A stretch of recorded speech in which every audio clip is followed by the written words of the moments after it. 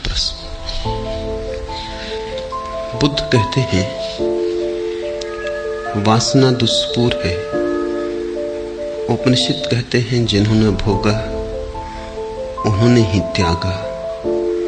आप कहते हैं न भोगो न त्यागो वरन जागो।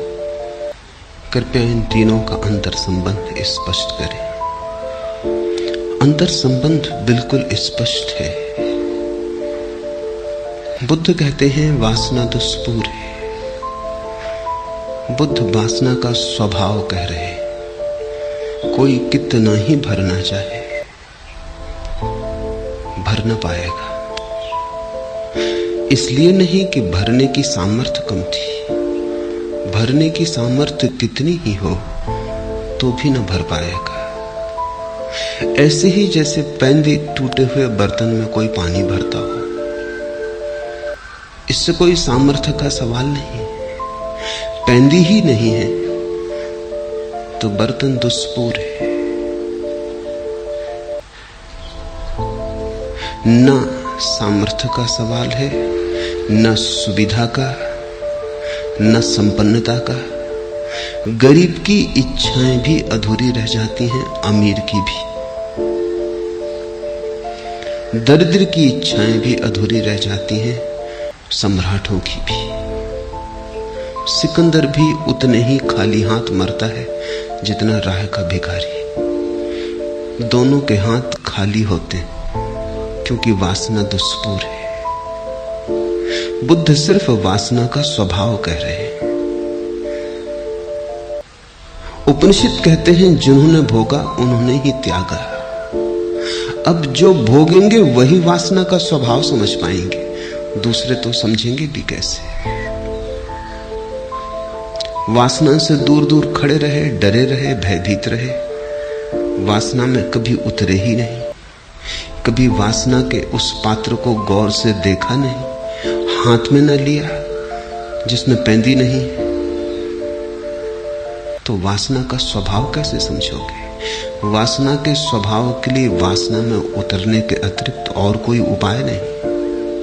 जो उतरेगा वही जानेगा। जो दूर खड़ा रहेगा वंचित रह जाएगा। जो दूर खड़ा रहेगा ललचाएगा।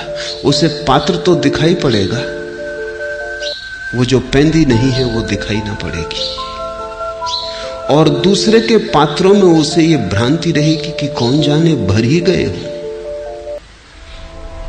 सिकंदर तो बाहर से तुम देखोगे तो क्या तुम सोच पाओगे कि इसका पात्र भी खाली है। बड़े महल हैं, बड़ा साम्राज्य है, बड़ा धन वैभव है, बड़ी शक्ति संपदा है। कैसे तुम समझोगे। पात्र पर हीरे जवाहरात जड़े हैं पर पैंदी नहीं। और हीरे जवाहरातों से थोड़ी पानी रुकेगा पात्र में। गरीब का पात्र टूटा फूटा है, 2 कौड़ी का है, एल्युमिनियम का है।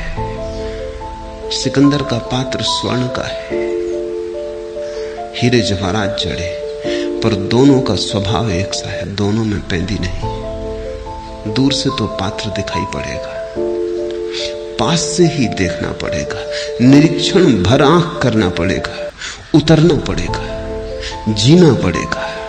इसलिए उपनिषद कहते हैं तेन त्यक्तेन भुंजीता।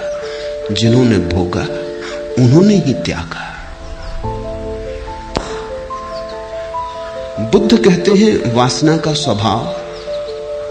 उपनिषद कहते हैं वासना को भोगने का परिणाम।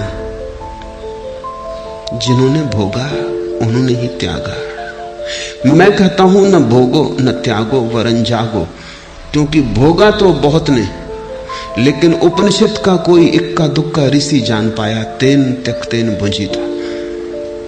भोगा बहुत ने लेकिन सोए सोए भोगा।